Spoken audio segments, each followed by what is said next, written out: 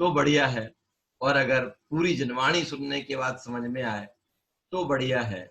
केवल उद्देश्य तो जनवाणी का इतना मात्र ही है कि मेरा स्वरूप न्यारा है और पर मेरे से न्यारा है, ये मेरे जानने में आए तो आज मेरा स्वरूप जानने में आता है, और कल तीनों लोक और तीनों काल हमारे जानने में आने लगते हैं, और हम निरंतराय अविरल लगातार आत्मिक सुख के आनंद को भोगते हैं।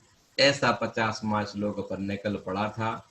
अब इष्टोपदेश की महिमा को बताते हुए इस ग्रंथ को पढ़कर हम किस किस तरीके का लाभ हमें हो सकता है वो इसमें अपन लोग अभी आज जानेंगे। कल भी अपन ने थोड़ा सा पढ़ा तो था ही, आज और अपन को उसको कंप्लीट कर लेते हैं और अपनी ये इष्टोपदेश की क्लास इसकी महिमा से पूर्णता को प्राप्त होगी।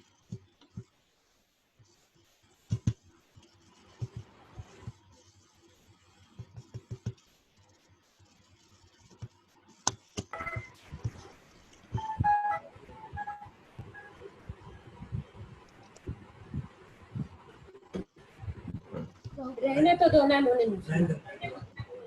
बोल रहा हूँ, श्लोक सभी लोग बोलेंगे।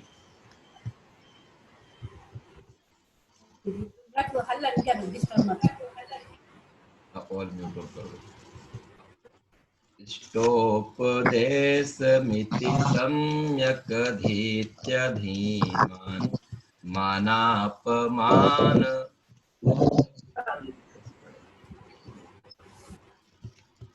मानापमान समतां स्वमतत्वितन्य मुक्ताग्रहो विनिविशन् सजने वने वा मुक्ति श्रियं निरुपमामुपयाति भव्या। बोले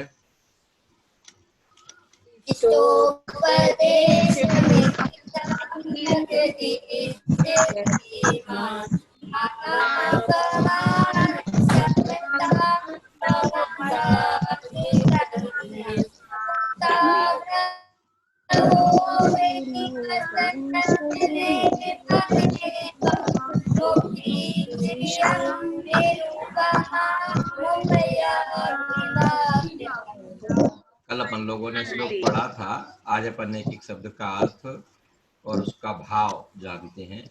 इति, इति माने इस प्रकार। ये जो आप लोगों ने सुना होगा अथ और इति, रमेश जी भाई सब सुना है? अथ और इति क्या होता है? अथ और इति, शीतल जी, अथ, अथ का मतलब होता है कोई चीज जब शुरुआत होती है ना तब वहां प्रयोग किया जाता है अथ।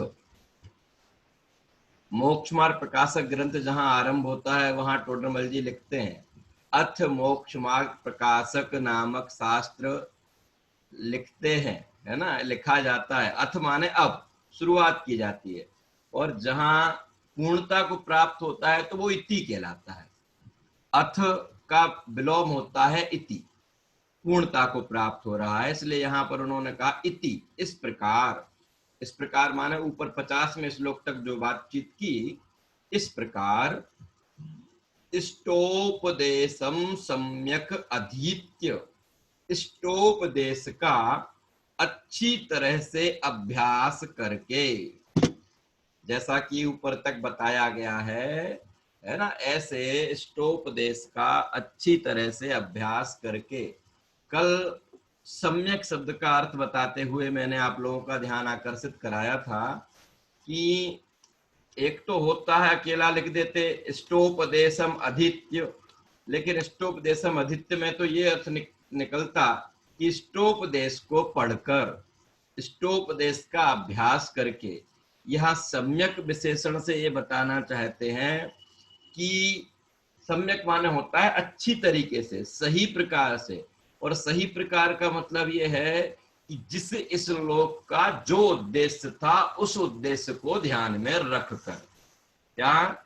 जिस श्लोक का जो उद्देश्य था उस श्लोक को ध्यान में रखते हुए। इसका मतलब जहां आत्मा का आत्मा को उपादेय और अन्य पदार्थों को हे जहां बताया जा रहा था, उन स्थानों पर उसकी वास्तविकता को समझकर और हेय और उपादेय को जानने के बाद मेरा द्रव्य ही एकमात्र उपादेय है, मुझे उसी को ग्रहण करना, उसके अलावा अन्य जो है वो सब छोड़ने योग्य भी हो सकते हैं, जानने योग्य भी हो सकते हैं, लेकिन अपनाने योग्य नहीं है। इस तरीके से सम्यक प्रकार से इस इष्टोपदेश नाम के ग्रंथ का अभ्यास करके, अध्ययन करके क्या होता है, धीमान भव्यः।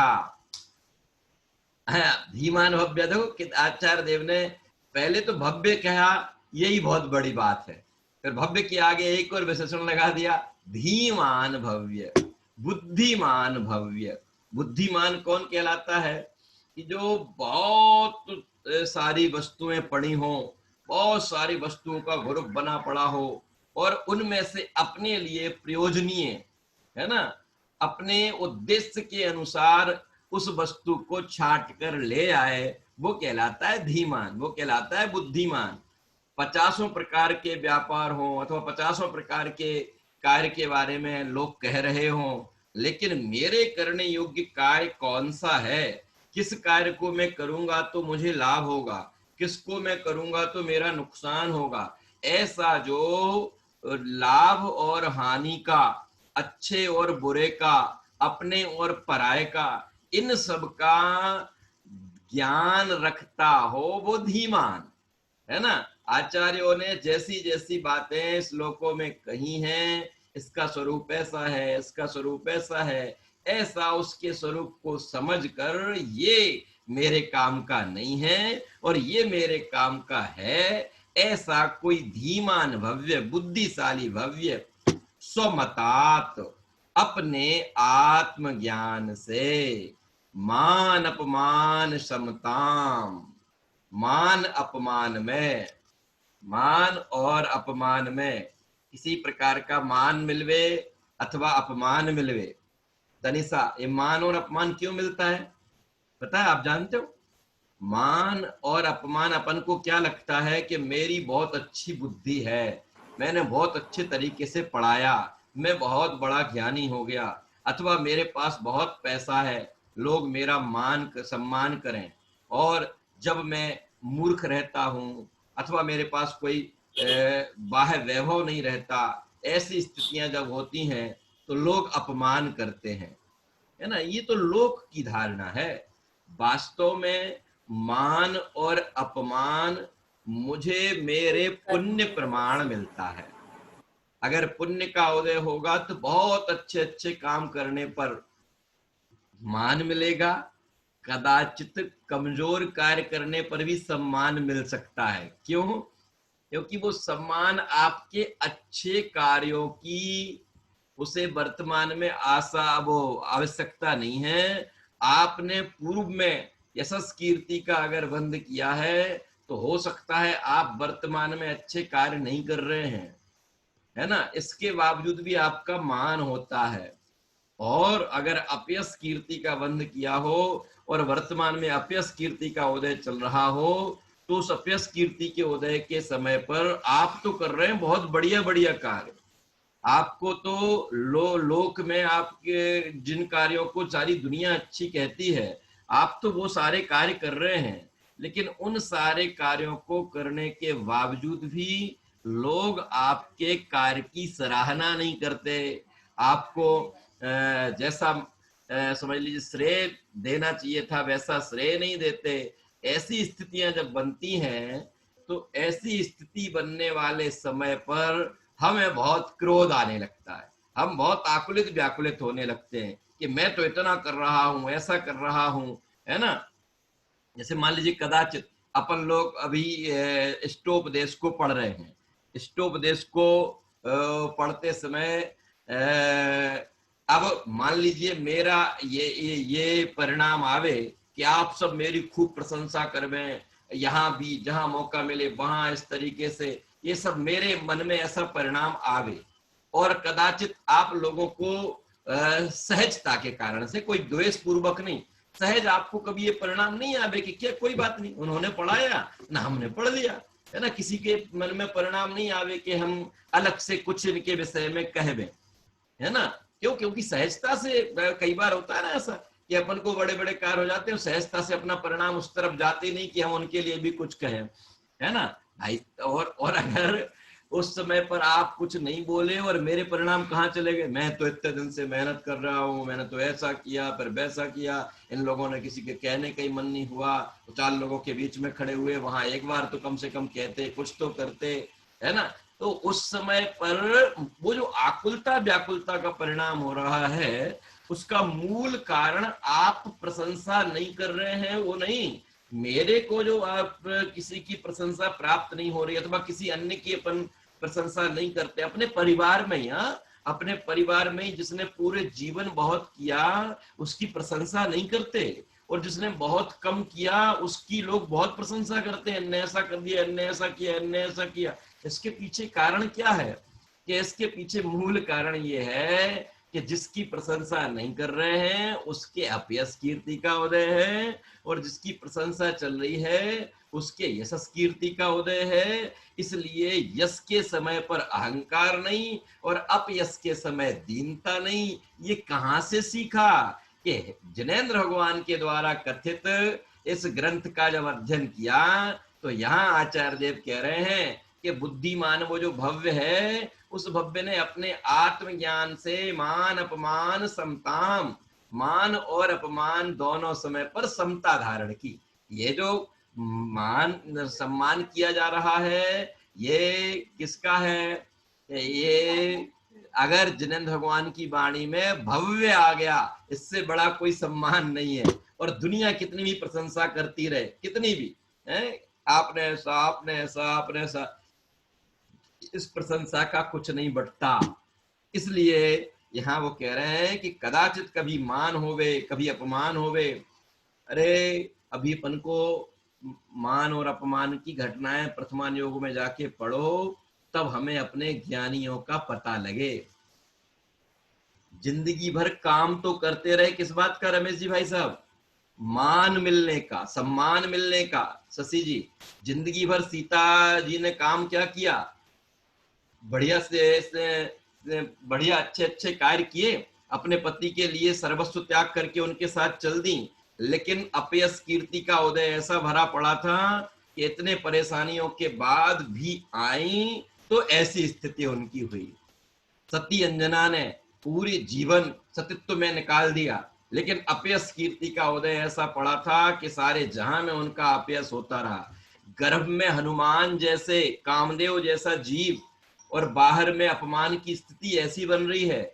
ऐसी स्थिति में अगर जिनेंद्र भगवान की वाणी का संबल नहीं होता कि ये मान अपमान किसी का कराया हुआ नहीं है, ये जो सामने वाला मेरा अपमान कर रहा है इसमें इसका दोष नहीं है, इसमें मेरे उदय का दोष है।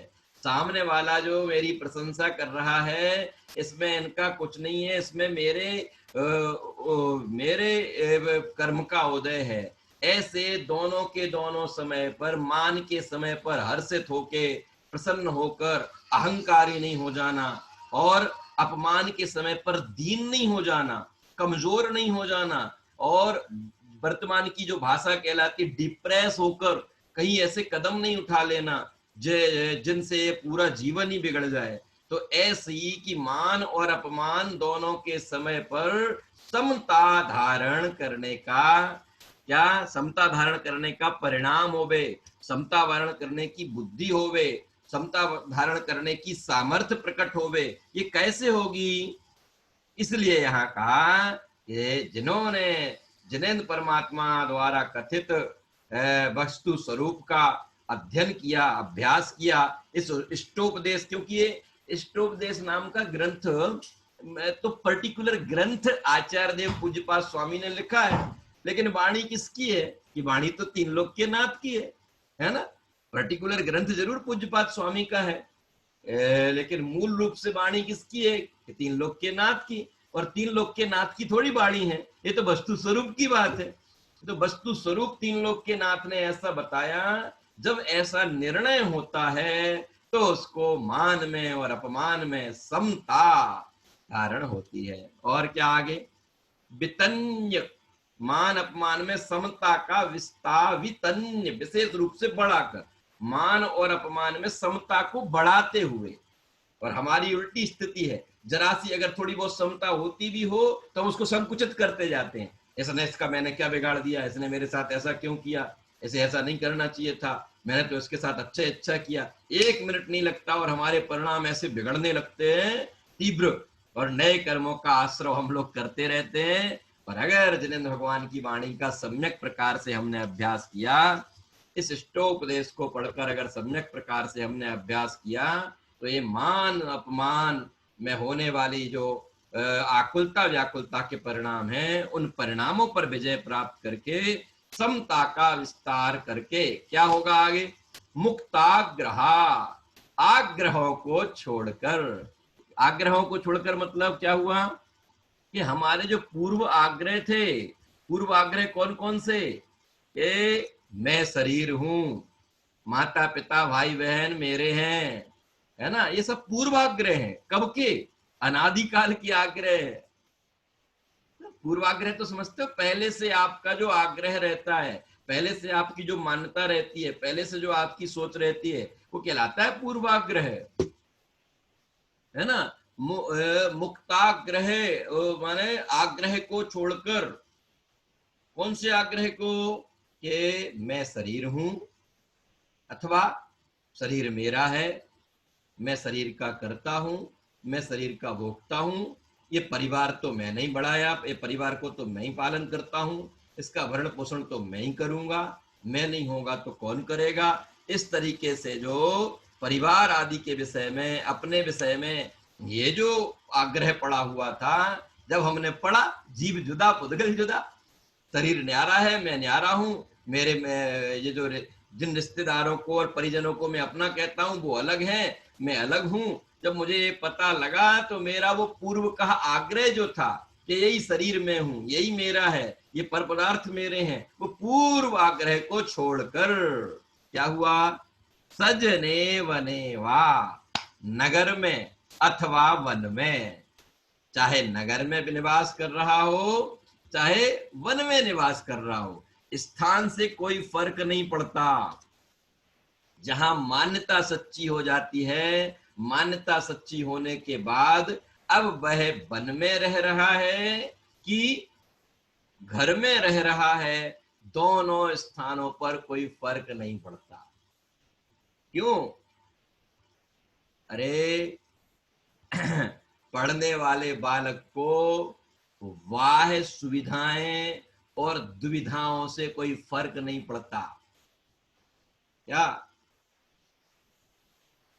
क्या मतलब हुआ, देखो, बाह्य परिस्थितियां ना हमारे द्वारा किए जाने वाले कार्य के लिए साधक हैं और ना बाधक हैं। समझ में आया क्या नहीं आया। बाह्य परिस्थितियां, बहुत अच्छी अच्छी परिस्थितियां होने के बाद, बाहर में सब साधन होने के बाद बालक पढ़ाई नहीं करता है, कमजोर रह जाता है ना। सब कुछ साधन होने के बावजूद भी वो कुछ नहीं पढ़ता। और जिसके पास कुछ नहीं है, जिसे सड़क रोड लाइट की में पढ़ना पड़ता है, इतने उजाले में पढ़ना पड़ता है, तो भी वह अपने कार्य को करता है। इसका मतलब क्या हुआ कि बाह्य परिस्थितियां ना किसी भी कार्य के लिए साधक हैं और ना बाधक हैं। जब उसका स्वयं का उद्देश्य निर्मल हो, है ना, वो कृत संकल्प हो, तो बाहर में सुविधाएं बनती जाए तो अच्छी बात, नहीं बने तो कोई बात नहीं, मैं सब का सामना करूंगा। ऐसे ही जिसका ये निर्णय हुआ कि मैं तो जानने देखने वाला पदार्थ हूं, बाकी सब ये पर हैं, ऐसा निर्णय होने वाला जीव कहाँ रहे, तो उसका ये श्रद्धान बना रहेगा वन में या घर में, सजने, लोगों के साथ, सजने माने होता है लोगों के साथ में, है ना, अर्थात नगर में, घर में, अथवा वने, चाहे वह वन में रहे और चाहे वो घर में रहे, उसे कोई समझ लीजिए प्रभावित करने वाला नहीं है। जम्बू स्वामी के माता पिता को क्या लगा, एक बार विवाह कर देंगे तो इनके जो वैराग्य की परिणाम है ये वैराग्य के परिणाम बदल जाएंगे और ये इस संसार में रम जाएंगे। अरे लेकिन जिनके अंदर में आत्म स्वरूप को जानने की जिज्ञासा और आत्म स्वरूप को जो जान जाता है, उन्होंने कह दिया कि आप नहीं मानते हैं तो कर दीजिए विवाह, लेकिन मैं अगले ही दिन दीक्षा ले लूंगा। हाँ, वो चारों की चार उनकी स्त्रियां जिनसे उनकी शादी हुई, सर्वांग सुंदरी, देवांगनाओं जैसी सुंदर उन स्त्रियों, उनके माता पिता को लगा कि ये अपने मोह जाल में उनको फंसा लेंगे, लेकिन कुछ फर्क नहीं पड़ा। उन्होंने तो पूरी रात तत्व चर्चा में निकाली, और तत्व चर्चा में रात निकाली तो उन चार को और दीक्षा में निमित्त बन गए। अब बोलो, वन में रह के कि घर में रह के? घर में रह रहे हैं तो कोई फर्क नहीं पड़ता, वन में रह रहे हैं तो कोई फर्क नहीं पड़ता। क्यों? क्योंकि अंदर में आत्म ज्योति जागृत हो गई, वस्तु स्वरूप का निर्णय हो गया। वस्तु स्वरूप के निर्णय होने के बाद बाह्य परिस्थितियां ना साधक हैं ना बाधक हैं। इसलिए यहाँ आचार्य देव ने लिखा, सजने वने वा, नगर में अथवा वन में विनिविशन, निवास करता हुआ, निरुपमाम, निरुपमाम उपमा रहित, माने ऐसी लक्ष्मी की प्राप्ति की। कैसी लक्ष्मी की? निरुपमाम मुक्ति श्रियम, उपमा रहित मुक्ति लक्ष्मी को उपयाति, प्राप्त करता है। क्यों? क्योंकि दुनिया की लक्ष्मी और मुक्ति लक्ष्मी में इतना अंतर है कि इस मुक्ति लक्ष्मी की आप किसी से उपमा नहीं दे सकते। बस वो अपने प्रकार का एक ही है, हैं? जैसे भक्तामर में जिनेंद्र परमात्मा के लिए कहते हैं ना कि हे भगवान, हम आपको किसी की उपमा नहीं दे सकते। क्यों? क्योंकि आपके जैसा पदार्थ तो एक ही है। ऐ शांत राग रुचि परमाणु विश्वम, निर्मापितस्त्रुवनम ललाम भूत, तावंत एव खलु प्रणवा पृथिव्याम, यत्ते समानमपरम नहीं रूपमस्ति। हे जिनेंद्र परमात्मा, आपके समान कोई दूसरा रूप ही नहीं है, मैं आपकी तुलना किससे करूं? ऐसे मुक्ति रूपी लक्ष्मी के समान कोई दूसरी चीज है ही नहीं, उसकी किससे उपमा दें? है ना? जगत की लक्ष्मी जो होती हैं वो नश्वर होती हैं, प्रति समय नाश को प्राप्त होती हैं। अगर जगत की लक्ष्मी का उपयोग नहीं किया जाए, है ना, धन का आता ना, धन की तीन गति हैं, भोग, दान या नाश। या तो उसका भोग कर लिया जाए, भोग नहीं किया जावे तो उसका दान दे दिया जाए, और अगर भोग और दान भी नहीं करते हैं तो अंतिम स्थिति उसकी नाश की आती है। जगत की लक्ष्मी का है। लेकिन मुक्ति रूपी लक्ष्मी, इस लक्ष्मी की किसी से उपमा नहीं दी जा सकती। जिसने एक बार इस लक्ष्मी की प्राप्ति कर ली, है ना, देखो जगत की लक्ष्मी को क्या कहते हैं? चंचला लक्ष्मी। तो ना नाम के नहीं, चंचला लक्ष्मी। लक्ष्मी बहुत चंचल है, एक जगह स्थिर नहीं रहती है, चलती रहती है, इधर से उधर उधर से उधर ऐसे चलते रहते हैं, चंचला कहते हैं। लेकिन मुक्ति लक्ष्मी चंचला नहीं है। मुक्ति रूपी लक्ष्मी का जिसने एक बार वर्ण किया, अब अनंत काल तक वो उसके साथ रहने वाली है, अनंत काल तक वो उसका साथ छोड़ने वाली नहीं है। ऐसा यहाँ पर अभी अपन लोगों ने पढ़ा कि जिन्होंने इष्टोपदेश का अच्छी तरीके से, है ना, देखो इष्टोपदेश में इष्टोपदेश नाम का ग्रंथ भी आ गया, और इष्ट माने होता है अपना कल्याण, है ना, अपने कल्याण के उपदेश को, चाहे वो किसी भी ग्रंथ के निमित्त से हो, है ना। यहाँ तो इष्टोपदेश की बात चलती है, तो इष्टोपदेश की महिमा के हिसाब से उन्होंने इष्टोपदेश शब्द का प्रयोग किया। वैसे अगर अपन अगर इसी बात को घटित करें तो इष्टोपदेश, जो हमारा इष्ट रूपी उपदेश, हमारे कल्याण का उपदेश है, उस कल्याण के उपदेश को सम्यक प्रकार से ग्रहण करने वाला बुद्धिमान भव्य अपने आत्मज्ञान से मान और अपमान में समता को धारण करते हुए, धारण अकेला नहीं, समता को बढ़ाते हुए अपने पूर्व आग्रहों को, अपने अज्ञान अवस्था में होने वाले जो पूर्व आग्रह थे, उन पूर्व आग्रहों को छोड़कर चाहे वन में रहे चाहे घर में रहे, दोनों ही स्थानों पर रहता हुआ मुक्ति रूपी लक्ष्मी को प्राप्त करता है ना, नगर में रहता हुआ रहकर अथवा वन में रहकर वह मुक्ति रूपी लक्ष्मी को निश्चित रूप से प्राप्त करता है। और मुक्ति ही हमारा उद्देश्य है, पूर्ण सुख ही हमारा उद्देश्य है। उस पूर्ण सुख की प्राप्ति निश्चित रूप से इष्टोपदेश को पढ़ने वाले को होती है। हम सबको भी ऐसे पूर्ण सुख की प्राप्ति होवे, इस भावना के साथ अपने इस ग्रंथ की पूर्णता की ओर अपन चलते हैं। अब अगर आप लोगों में से इस ग्रंथ के संदर्भ में, है ना, ये तो ख्याल में आ गया ना सबको, पूरा मैं भाव और पढ़ देता हूं, है ना, फिर इसके बाद अपन लोग, आप लोगों को किसी को किसी प्रकार की कोई शंका हो तो आप उसको पूछ सकते हैं।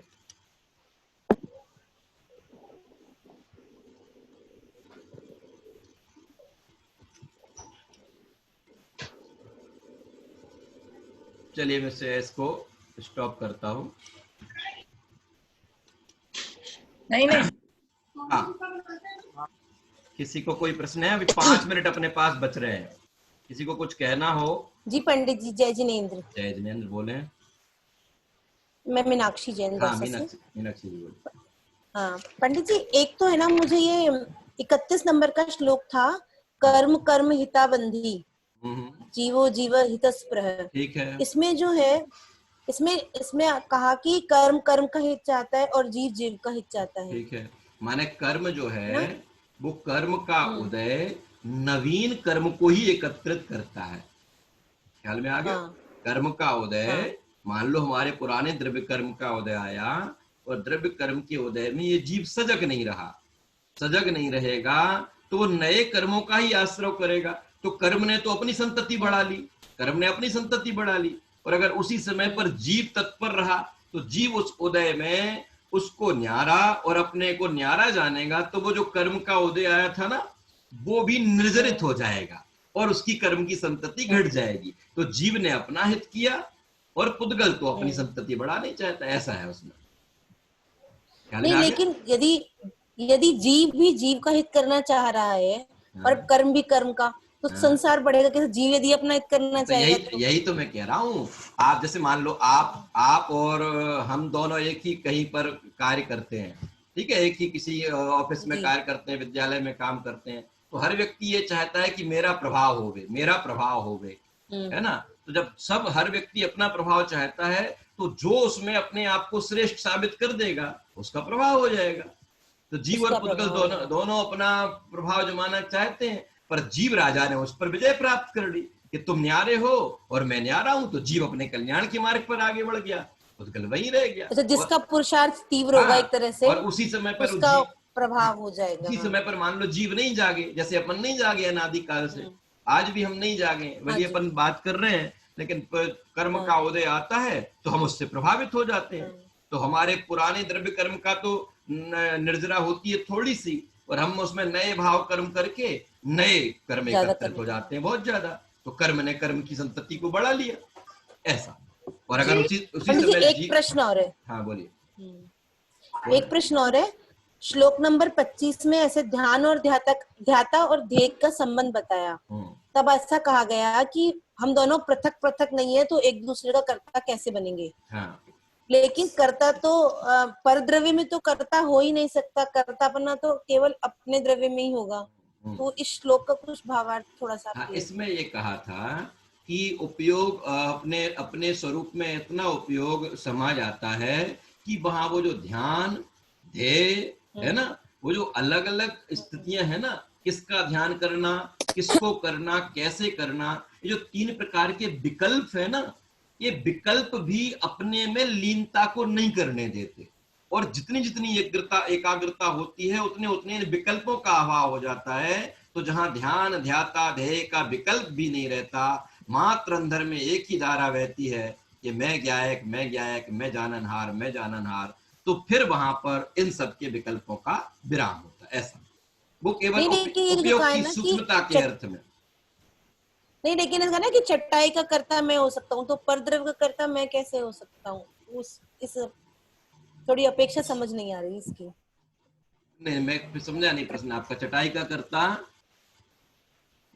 जैसे उसमें से कहा कि चटाई का कर्ता मैं हूँ क्योंकि वो अलग पदार्थ है और मैं अलग पदार्थ हूँ। हाँ तो वो वहां मतलब वहां वो जो वही चीज तो कही ना कि वही तो हाँ, बताया ना कि कि वो अपेक्षा क्या, हाँ इस तरीके से कर्ता नहीं होना, दो द्रव्यों में कर्ता कर्म नहीं होता है ना, ज्ञाता ज्ञेय ही होता है। ऐसे ही मैं पर का अथवा अन्य किसी का करता हूँ, ऐसा जो विकल्प है, विकल्प हमें अपने स्वरूप में स्थिर नहीं होने देता। इसलिए मैं किसी का करता नहीं हूं, मैं तो मात्र ज्ञाता हूं, ऐसा अंदर में लगातार चलते रहना, यही घुलन चलते रहना, फिर उसमें किसी प्रकार का ध्यान ध्याता ध्येय का कोई विकल्प नहीं रह जाना, ऐसा।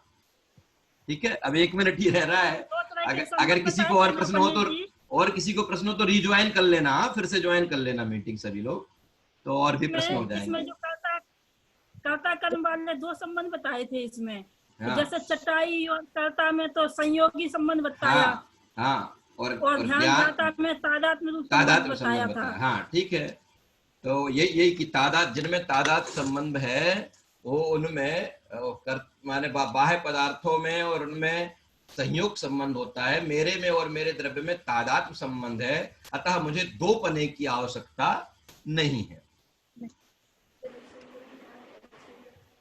जय जिनेन्द्र भैया जी। हाँ बोले, कौन प्रश्न कर रहा?